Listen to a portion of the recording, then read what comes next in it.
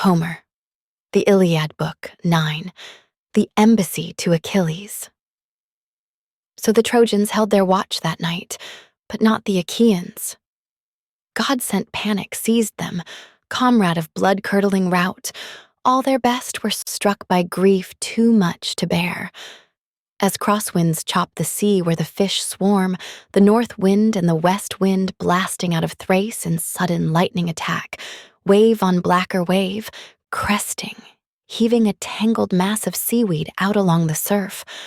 So the Achaeans' hearts were torn inside their chests. Distraught with the rising anguish, Atreus' son went ranging back and forth, commanding heralds to sound out loud and clear and call the men to muster, each by name, but no loud outcry now. The king himself pitched in with the lead heralds, summoning troops. They grouped on the meeting grounds, morale broken.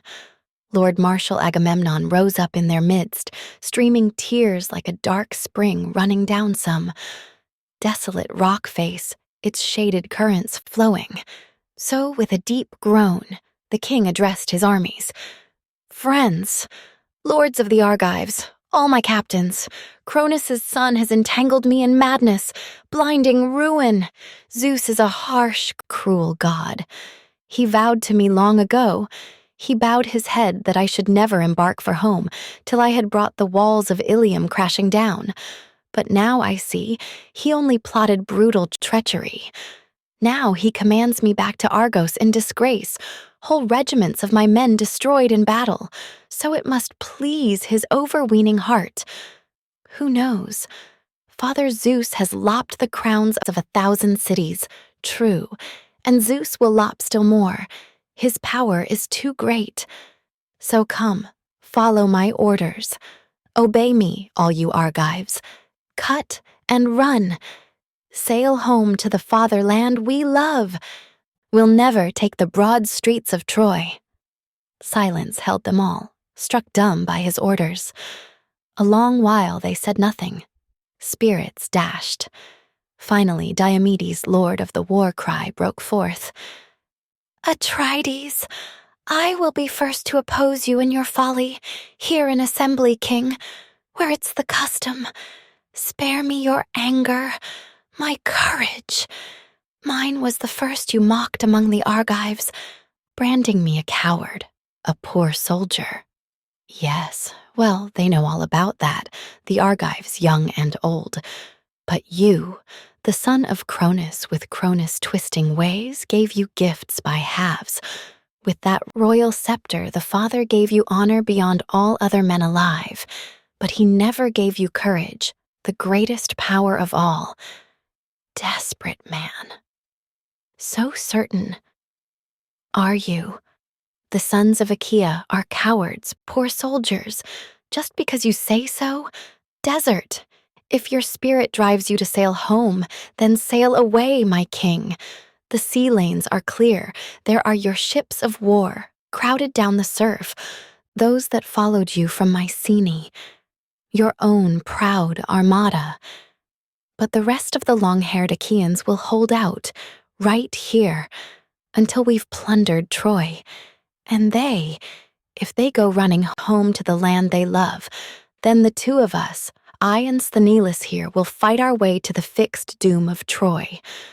Never forget, we all sailed here with God."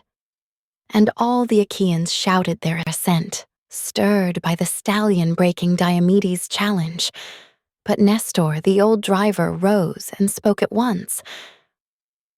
"Few can match your power in battle, Diomedes, and in council you excel all men your age. So no one could make light of your proposals, not the whole army. Who could contradict you? But you don't press on and reach a useful end. How young you are!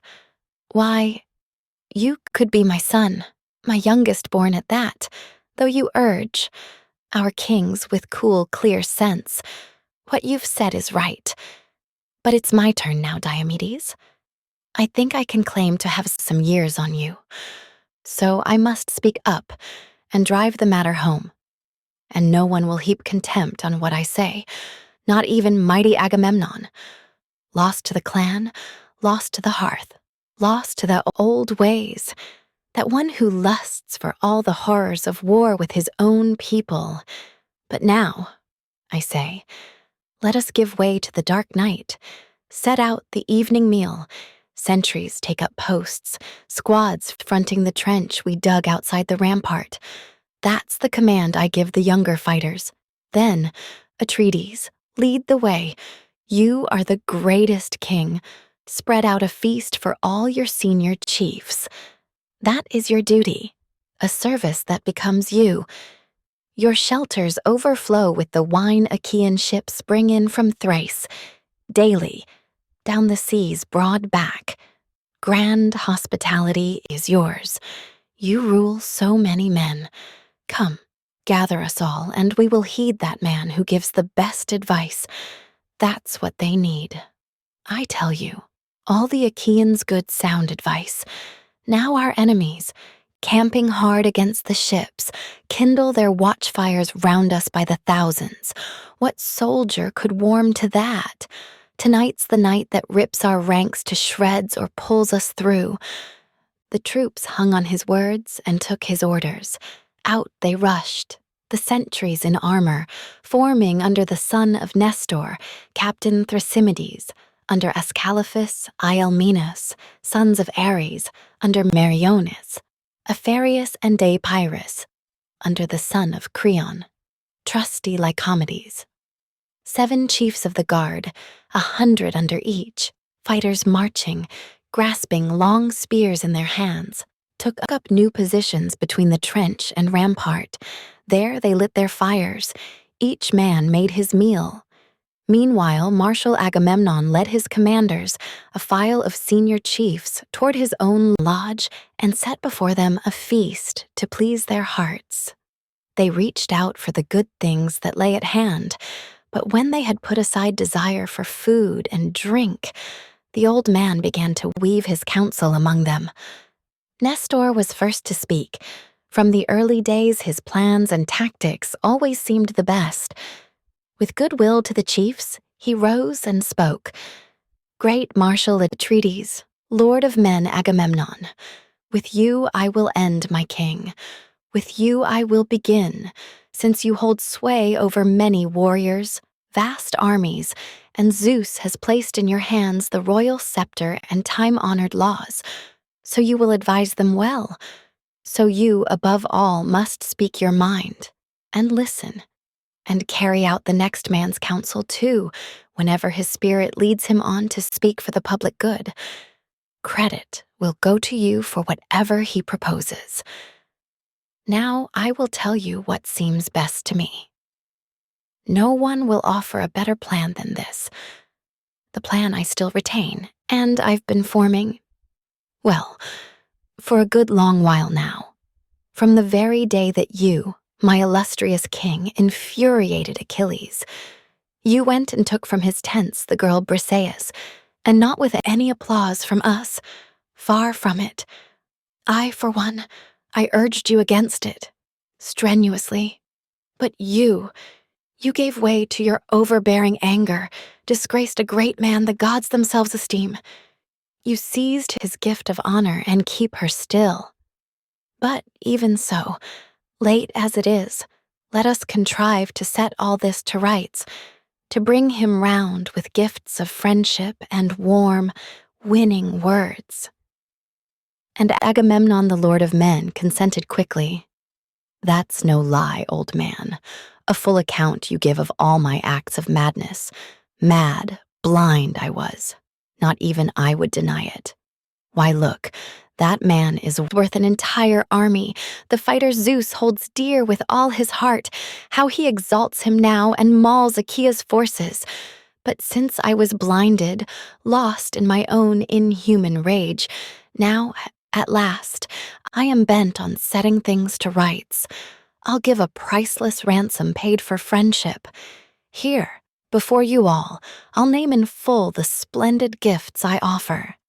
7 tripods never touched by fire, 10 bars of gold, 20 burnished cauldrons, a dozen massive stallions, racers who earned me trophies with their speed. He is no poor man who owns what they have won, not strapped for goods with all that lovely gold. What trophies those high-strung horses carried off for me.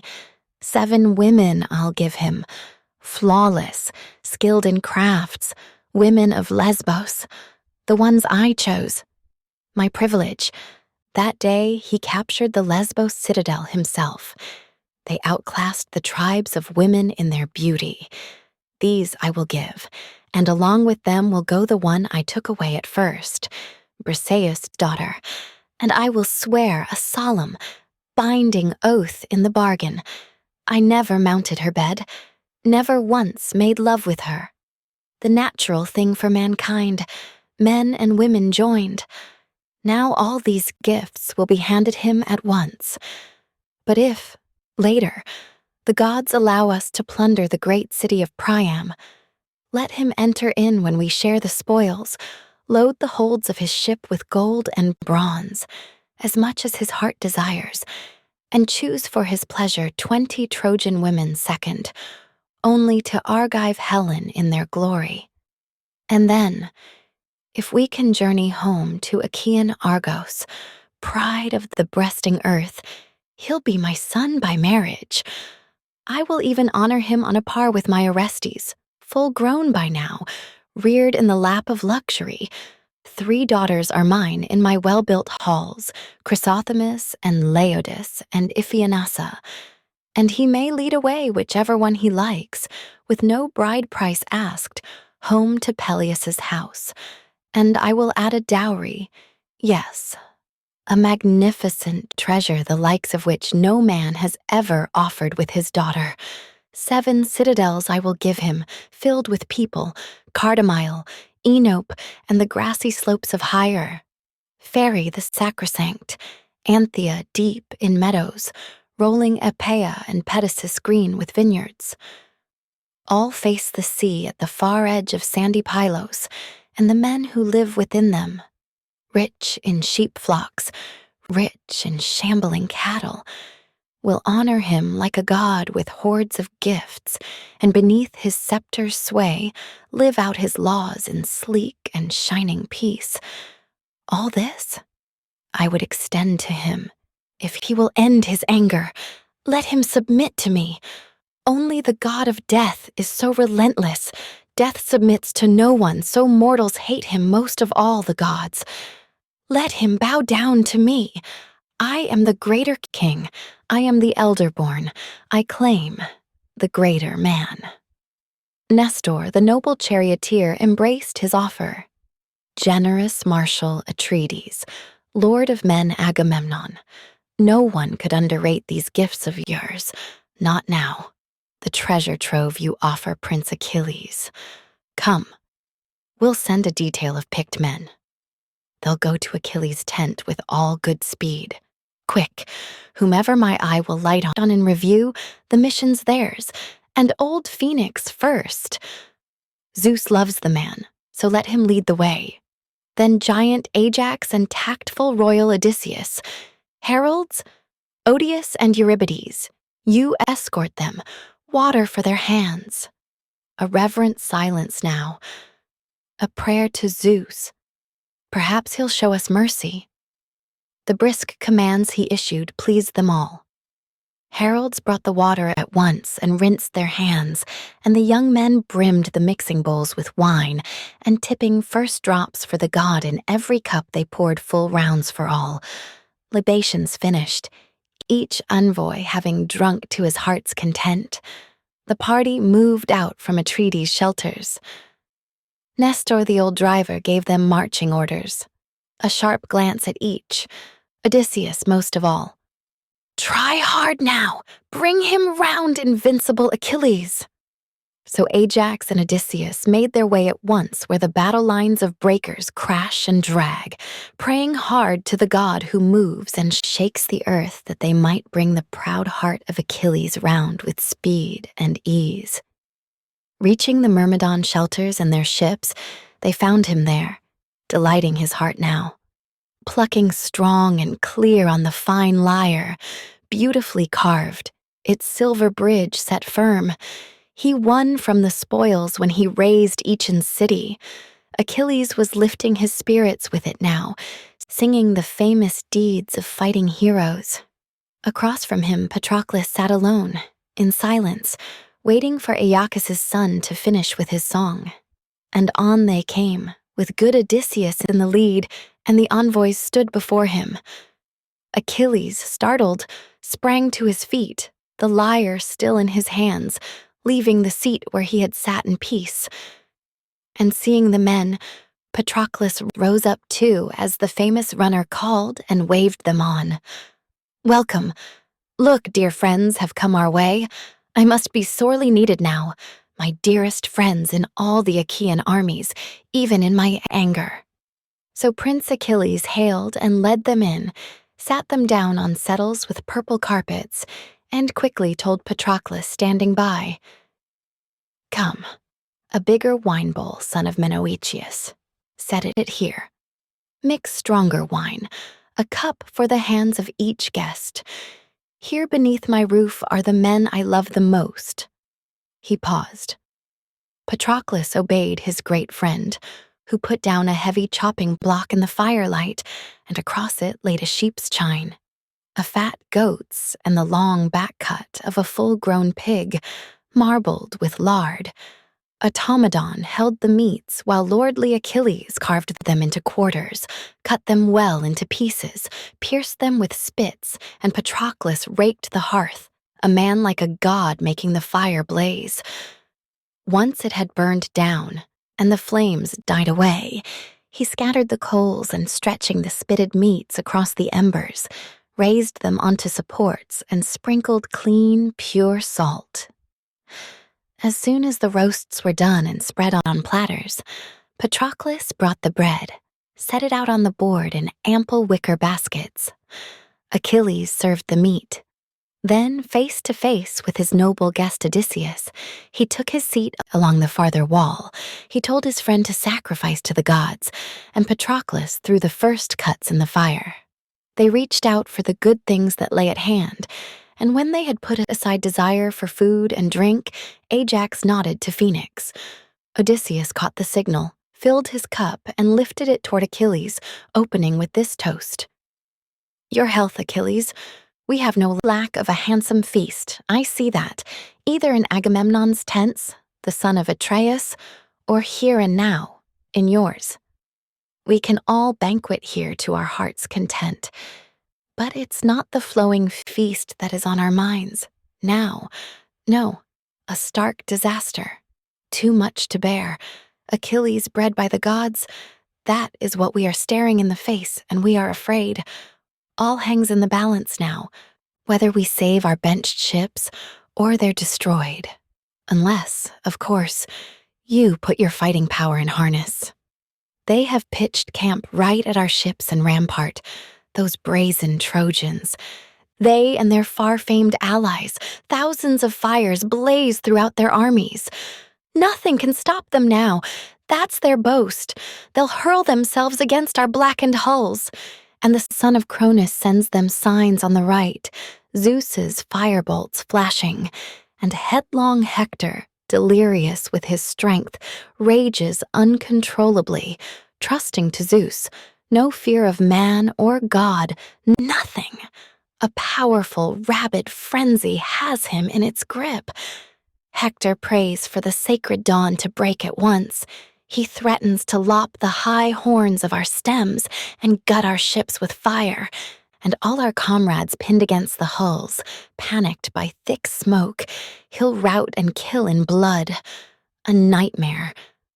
I fear it with all my heart. I fear the gods will carry out his threats, and then it will be our fate to die in Troy, far from the stallion land of Argos. Up with you. Now, late as it is, if you want to pull our Argives, our hard-hit armies, clear of the Trojan onslaught. Fail us now? What a grief it will be to you through all the years to come. No remedy. No way to cure the damage once it's done. Come, while there's still time, think hard. How can you fight off the Argives' fatal day? Oh, old friend, surely your father Peleus urged you. That day he sent you out of Phthia to Agamemnon. My son, victory is what Athena and Hera will give, if they so choose. But you hold in check that proud, fiery spirit of yours inside your chest. Friendship is much better. Vicious quarrels are deadly. Put an end to them at once. Your Achaean comrades, young and old, will exalt you all the more. That was your aged father's parting advice. It must have slipped your mind. But now, at last, stop, Achilles. Let your heart-devouring anger go. The king will hand you gifts to match his insults if only you'll relent and end your anger. So come then. Listen, as I count out the gifts, the troves in his tents that Agamemnon vows to give you. 7 tripods never touched by fire, 10 bars of gold, 20 burnished cauldrons, a dozen massive stallions, racers who earned him trophies with their speed. He is no poor man who owns what they have won, not strapped for goods with all that lovely gold. What trophies those high-strung horses carried off for him. 7 women he'll give you, flawless, skilled in crafts, women of Lesbos, the ones he chose, his privilege. That day you captured the Lesbos citadel yourself. They outclassed the tribes of women in their beauty. These he will give, and along with them will go the one he took away at first, Briseis's daughter, and he will swear a solemn, binding oath in the bargain. He never mounted her bed, never once made love with her. The natural thing, my lord, men and women joined. Now all these gifts will be handed you at once. But if, later, the gods allow us to plunder the great city of Priam, you shall enter in when we share the spoils, load the holds of your ship with gold and bronze, as much as your heart desires, and choose for your pleasure 20 Trojan women, second only to Argive Helen in their glory. And then, if we can journey home to Achaean Argos, pride of the breasting earth, you'll be his son by marriage. He will even honor you on a par with his Orestes, full grown by now, reared in the lap of luxury.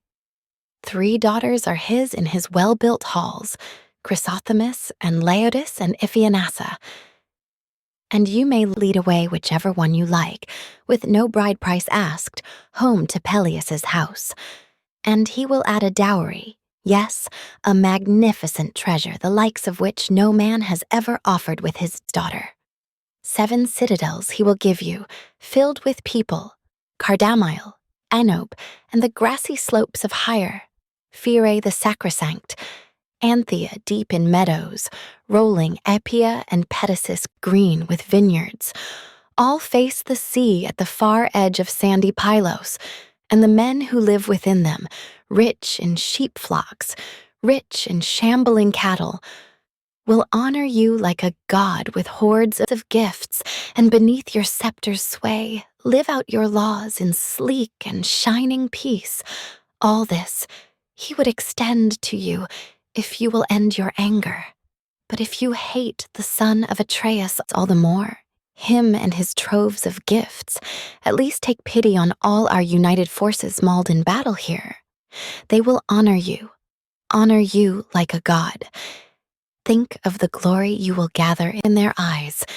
Now you can kill Hector, seized with murderous frenzy, certain there's not a single fighter his equal, no Achaean brought to Troy in the ships. Now, for once, you can meet the man head-on.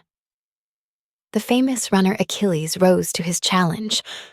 Royal son of Laertes Odysseus, great tactician, I must say what I have to say straight out, must tell you how I feel and how all this will end.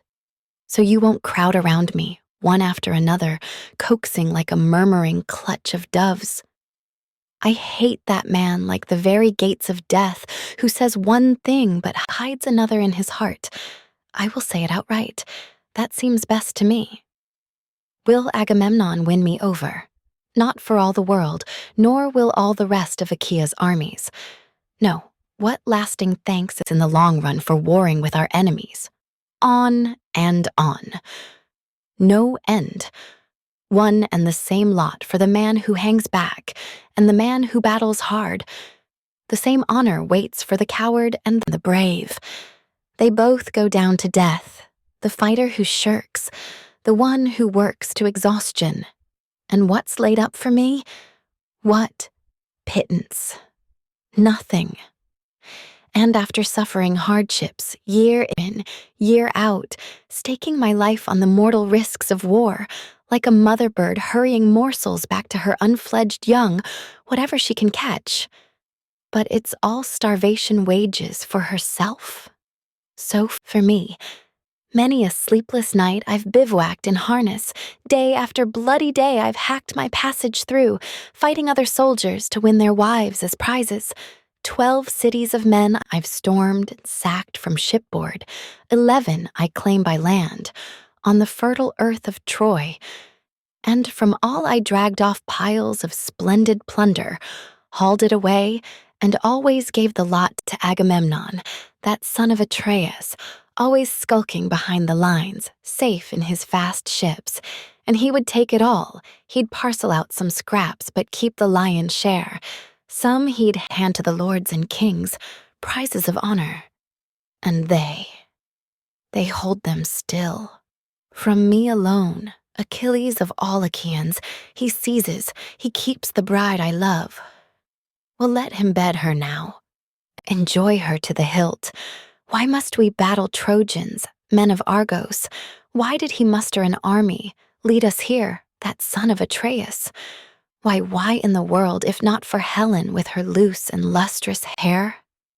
Are they the only men alive who love their wives, those sons of Atreus? Never. Any decent man, a man with sense, loves his own, cares for his own as deeply as I. I loved that woman with all my heart, though I won her like a trophy with my spear. But now that he's torn my honor from my hands, robbed me, lied to me, don't let him try me now. I know him too well. He'll never win me over. No, Odysseus, let him rack his brains with you and the other captains how to fight the raging fire off the ships. Look, what a mighty piece of work he's done without me. Why, he's erected a rampart, driven a trench around it, broad, enormous, and planted stakes to guard it. No use. He still can't block the power of man-killing Hector. No. Though as long as I fought on Achaea's lines, Hector had little lust to charge beyond his walls, never ventured beyond the Scaean gates and oak tree. There he stood up to me alone one day, and barely escaped my onslaught. But now, since I have no desire to battle glorious Hector, tomorrow at daybreak, once I have sacrificed to Zeus and all the gods, and loaded up my holds and launched out on the breakers. Watch, my friend, if you'll take the time and care to see me off, and you will see my squadron sail at dawn, fanning out on the Hellespont that swarms with fish, my crews manning the oarlocks, rowing out with a will, and if the famed god of the earthquake grants us safe passage, the third day out, we raise the dark, rich soil of Phthia. There lies my wealth, hoards of it, all I left behind when I sailed to Troy on this insane voyage, and still more hoards from here. Gold, ruddy bronze, women sashed and lovely, and gleaming gray iron, and I will haul it home. All I won is plunder, all but my prize of honor. He who gave that prize has snatched it back again. What outrage! That high and mighty King Agamemnon, that son of Atreus.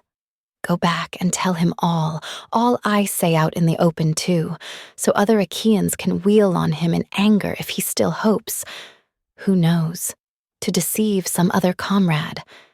Shameless, Inveterate, armored in shamelessness. Dog that he is, he'd never dare to look me straight in the eyes again. No, I'll never set heads together with that man. No planning in common, no taking common action. He cheated me, did me damage, wrong. But never again. He'll never rob me blind with his twisting words again. Once is enough for him. Die and be damned for all I care. Zeus, who rules the world, has ripped his wits away.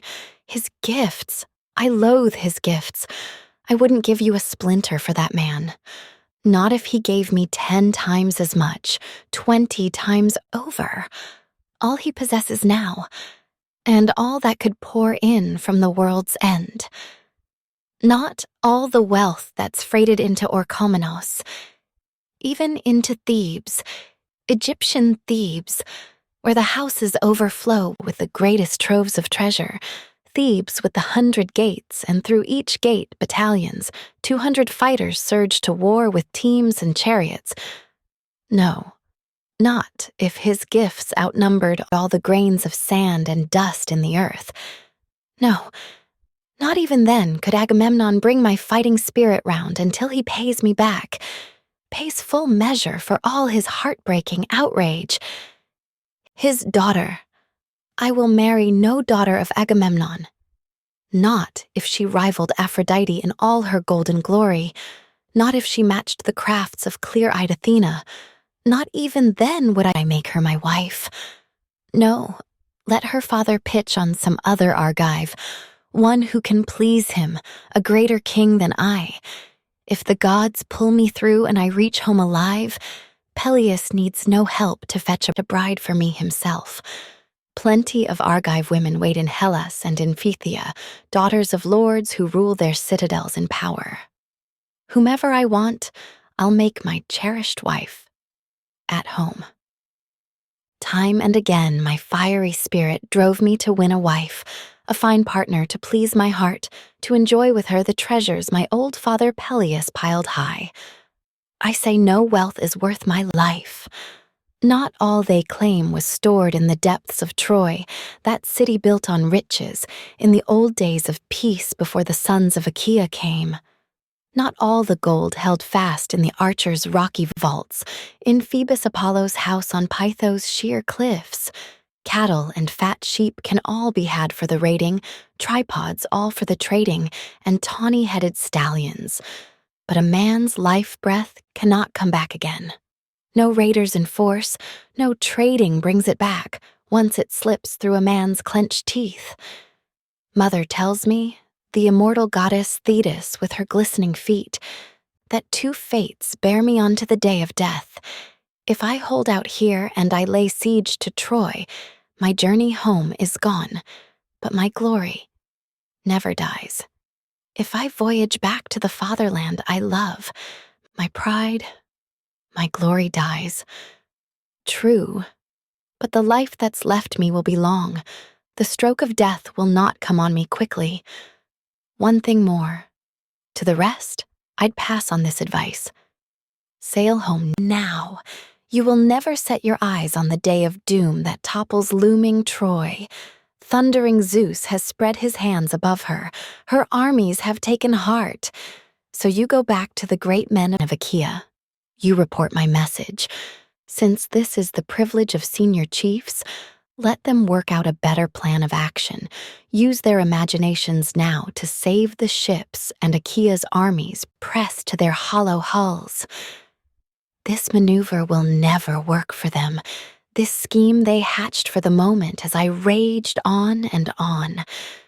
But Phoenix can stay and rest the night with us, so he can voyage home in the ships with me to the fatherland we love. Tomorrow at dawn, but only if Phoenix wishes. I will never force the man to go. He stopped. A stunned silence seized them all, struck dumb. Achilles' ringing denials overwhelmed them so. At last, Phoenix, the old charioteer, spoke out. He burst into tears, terrified for Achaea's fleet. Sail home. Is that what you're turning over in your mind, my glorious one, Achilles? Have you no heart at all to fight the gutting fire from the fast-trimmed ships? The spirit inside you overpowered by anger. How could I be severed from you, dear boy, left behind on the beachhead here, alone? The old horseman Peleus had me escort you. That day he sent you out of Plea to Agamemnon, a youngster still untrained for the great leveler. War, still green at debate where men can make their mark. So, he dispatched me to teach you all these things, to make you a man of words and a man of action too. Cut off from you with a charge like that, dear boy, I have no heart to be left behind, not even if Zeus himself would swear to scrape away the scurf of age and make me young again. As fresh as I was that time, I first set out from Hellas, where the women are a wonder, fleeing a blood feud with my father, Amintor, Ormenus' son. How furious father was with me over his mistress with her dark, glistening hair, how he would dote on her and spurn his wedded wife, my own mother, and time and again she begged me, hugging my knees, to bed my father's mistress down and kill the young girl's taste for an old man. Mother, I did your bidding, did my work. But father, suspecting at once, cursed me roundly. He screamed out to the cruel furies, "Never, never let me bounce on my knees a son of his, sprung of his loins!" And the gods drove home that curse, mighty Zeus of the underworld and grim Persephone. So I took it into my head to lay him low with sharp bronze. But a god checked my anger. He warned me of what the whole realm would say, the loose talk of the people, rough slurs of men. They must not call me a father-killer, our Achaeans. Then nothing could keep me there, my blood so fired up. No more strolling about the halls with father raging. But there was a crowd of kin and cousins round me, holding me in the house, begging me to stay. They butchered plenty of fat sheep, banquet fare, and shambling crook-homed cattle, droves of pigs, succulent, rich with fat. They singed the bristles, splaying the porkers out across Hephaestus's fire, then wine from the old man's jars, all we could drink. 9 nights they passed the hours, hovering over me, keeping the watch by rounds.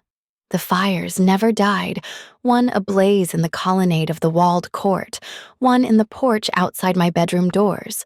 But then, when the 10th night came on me, black as pitch, I burst the doors of the chamber bolted tight, and out I rushed. I leapt the walls at a bound, giving the slip to guards and women servants.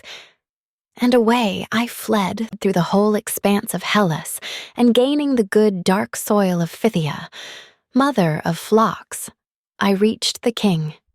And Peleus gave me a royal welcome. Peleus loved me as a father loves a son, I tell you, his only child, the heir to his boundless wealth. He made me a rich man. He gave me throngs of subjects. I ruled the Dolopes, settling down on Phthia's west frontier, and I made you what you are, strong as the gods, Achilles. I loved you from the heart. You'd never go with another to banquet on the town or feast in your own halls. Never. Until I'd sat you down on my knees and cut you the first bits of meat, remember? You'd eat your fill, I'd hold the cup to your lips, and all too often you soaked the shirt on my chest, spitting up some wine, a baby's way. A misery. Oh, I had my share of troubles for you, Achilles, did my share of labor, brooding, never forgetting the gods would bring no son of mine to birth, not from my own loins.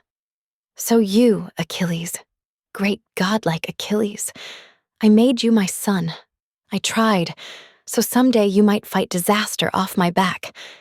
But now, Achilles, beat down your mounting fury.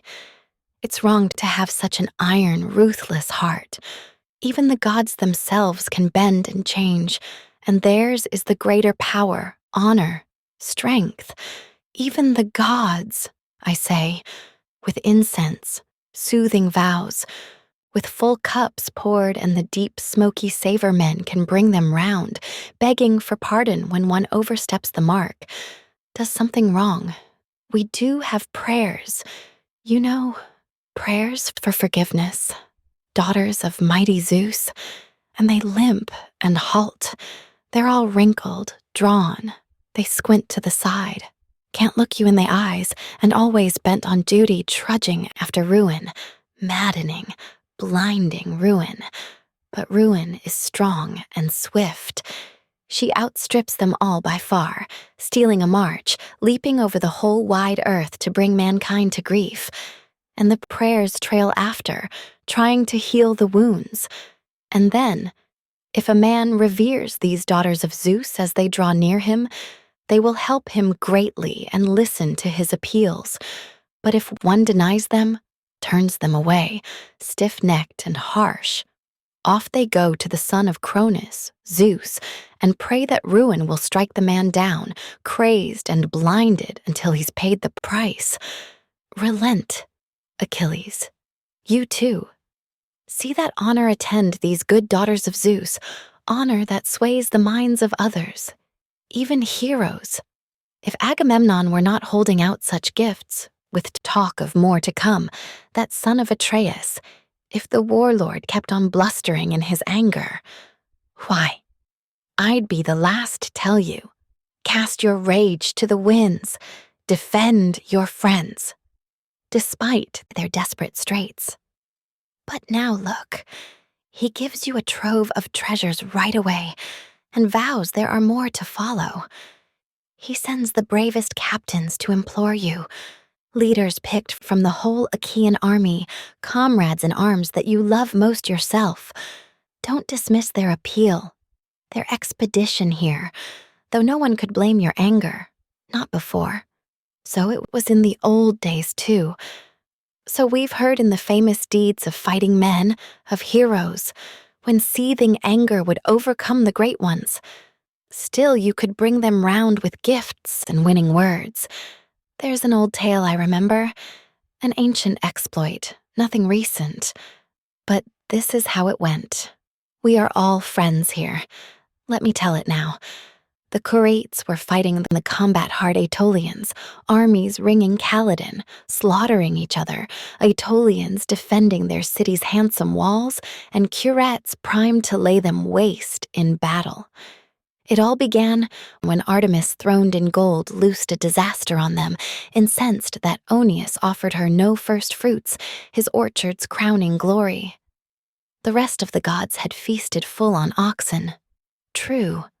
But the huntress alone, almighty Zeus's daughter, Oeneus gave her nothing. It slipped his mind or he failed to care. But what a fatal error! How she fumed, Zeus's child who showers arrows. She loosed a bristling wild boar, his tusks gleaming, crashing his savage, monstrous way through Oeneus's orchard, ripping up whole trunks from the earth to pitch them headlong, rows of them, roots and all, apple blossoms and all. But the son of Oeneus, Meleager, cut him down. Mustering hunters out of a dozen cities, packs of hounds as well, no slim band of men could ever finish him off. That rippling killer, he stacked so many men atop the tear-soaked pyre. But over his body the goddess raised a terrific din, a war for the prize, the huge beast's head and shaggy hide. Curetes locked to the death with brave Aetolians. Now, so long as the battle-hungry Meleager fought, it was deadly going for the Curetes, no hope of holding their ground outside their own city walls, despite superior numbers. But then, when the wrath came sweeping over the man, the same anger that swells the chests of others for all their care and self-control, then, heart enraged at his own dear mother Althea, Meleager kept to his bed beside his wedded wife, Cleopatra, that great beauty. Remember her? The daughter of trim-heeled Marpessa, Eunice's child, and her husband Etus, strongest man of the men who once walked the earth. He even braved Apollo. He drew his bow at the archer, all for Marpessa, the girl with lovely ankles. There in the halls her father and mother always called Cleopatra Halcyon, after the seabird's name. Grieving once for her own fate, her mother had raised the Halcyon's thin, painful cry, wailing that Lord Apollo, the distant deadly archer, had whisked her far from Idas. Meleager's Cleopatra, she was the one he lay beside those days, brooding over his heartbreaking anger. He was enraged by the curses of his mother, volleys of curses she called down from the gods. So racked with grief for her brother he had killed, she kept pounding fists on the earth that feeds us all, kept crying out to the god of death and grim Persephone, flung herself on the ground, tears streaking her robes, and she screamed out, "Kill Meleager! Kill my son!" And out of the world of darkness, a fury heard her cries, stalking the night with a fury's brutal heart, and suddenly, thunder breaking around the gates, the roar of enemies, towers battered under assault. And Aetolia's elders begged Meleager, sent high priests of the gods, pleading, "Come out now! Defend your people now!" And they vowed a princely gift. Wherever the richest land of green Caledon lay, there they urged him to choose a grand estate, full 50 acres, half of it turned to vineyards, half to open plowland, and carve it from the plain. And over the old horseman, Aeneas begged him. He took a stand at the vaulted chamber's threshold, shaking the bolted doors, begging his own son. Over and over his brothers and noble mother implored him. He refused them all the more, and troops of comrades, devoted, dearest friends. Not even they could bring his fighting spirit round until, at last, rocks were raining down on the chamber, curate about to mount the towers and torch the great city. And then, finally, Meleager's bride, beautiful Cleopatra, begged him, streaming tears, recounting all the griefs that fall to people whose cities seized and plundered. The men slaughtered, citadel burned to rubble, enemies dragging the children, raping the sashed and lovely women. How his spirit leapt when he heard those horrors. And buckling his gleaming armor round his body, out he rushed to war. And so he saved them all from the fatal day. He gave way to his own feelings, but too late. No longer would they make good the gifts, those troves of gifts to warm his heart, and even so he beat off that disaster, empty-handed. But you wipe such thoughts from your mind. Don't let your spirit turn you down that path, dear boy. Harder to save the warships once they're up in flames. Now, while the gifts still wait, go out and fight. Go. The Achaeans all will honor you like a god, but enter this man-killing war without the gifts. Your fame will flag, no longer the same honor, even though you hurl the Trojans home. But the swift runner Achilles answered firmly, "Phoenix, old father, bred and loved by the gods, what do I need with honor such as that? I say my honor lies in the great decree of Zeus.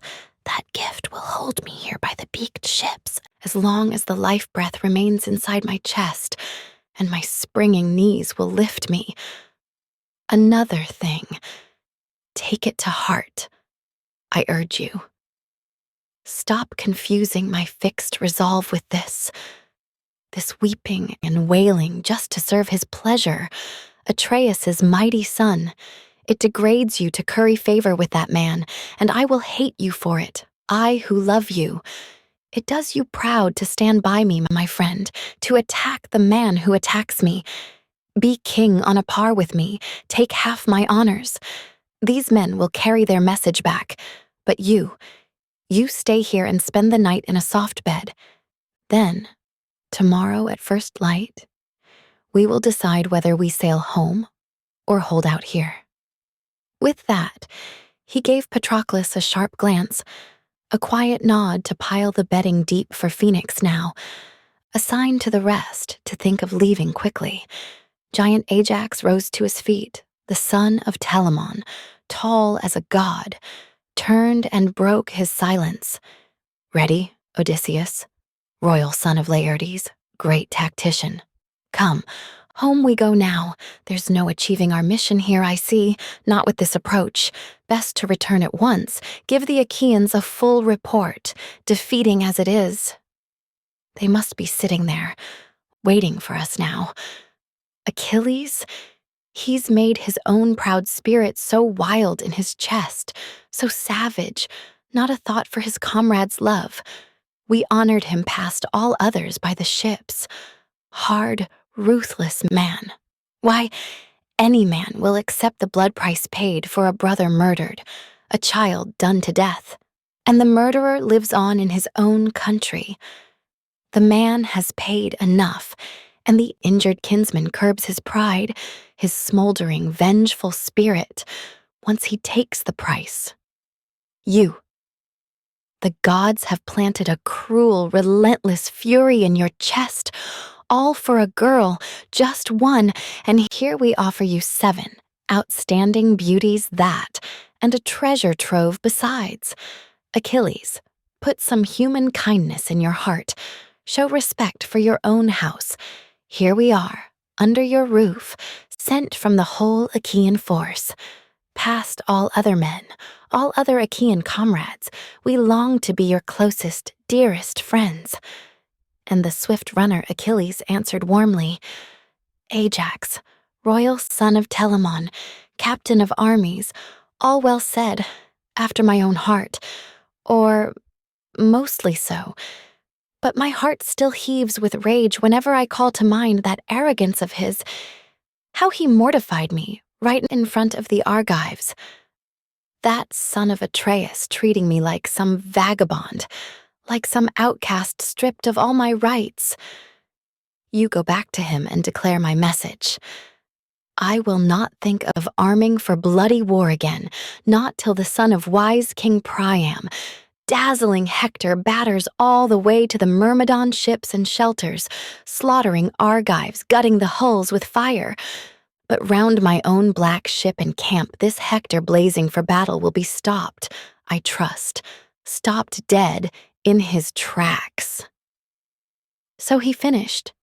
Then each man, lifting his own 2-handled cup, poured it out to the gods, and back they went along the ships, Odysseus in the lead.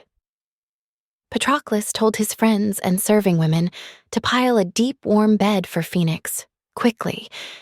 They obeyed and spread the bed as he ordered, with fleeces, woolen throws, and soft linen sheets. There the old man lay, awaiting shining dawn, and deep in his well-built lodge, Achilles slept with the woman he brought from Lesbos, Phorbas' daughter, Diomede, in all her beauty sleeping by his side. And over across from him, Patroclus slept with the sashed and lovely Iphis by his side, whom Prince Achilles gave him the day he took the heights of Scyros, Enyeus' rocky stronghold. But once the envoys reached Atreides' shelters, comrades leapt to their feet, welcomed them back, and clustering round them, lifted golden cups. One after another pressed them with questions, King Agamemnon most urgent of all. Come, tell me, famous Odysseus, Achaea's pride and glory, will he fight the fire off the ships, or does he refuse? Does rage still grip his proud, mighty spirit? And the steady, long-enduring Odysseus replied, Great Marshal Atreides, Lord of men Agamemnon, that man has no intention of quenching his rage. He's still bursting with anger more than ever. He spurns you, spurns all your gifts. Work out your own defense, he says. You and your captains save the Argive armies and the ships. Himself? Achilles threatens tomorrow at first light to haul his well-benched warships out to sea, and what's more, he advises all the rest. Sail home now. You will never set your eyes on the day of doom that topples looming Troy. Thundering Zeus has spread his hands above her. Her armies have taken heart. That's his answer. And here are men to confirm it, fellow envoys. Ajax and 2 heralds, both clear-headed men. But old Phoenix passes the night in camp as Achilles bids him, so he can voyage home in the ships with him to the fatherland they love. Tomorrow at dawn, but only if Phoenix wishes. He will never force the man to go. So he reported. Silence held them all, struck dumb by his story. Odysseus's words still ringing in their ears. A long while they said nothing. Spirits dashed. Finally, Diomedes, lord of the war cry, broke forth. Great Marshal Atrides, lord of men Agamemnon, if only you'd never begged the dauntless son of Peleus, holding out to Achilles trove on trove of gifts. He's a proud man at the best of times, and now you've only plunged him deeper in his pride. I say have done with the man, whether he sails for home or stays on here. He'll fight again, in his own good time, whenever the courage in him flares and a god fires his blood.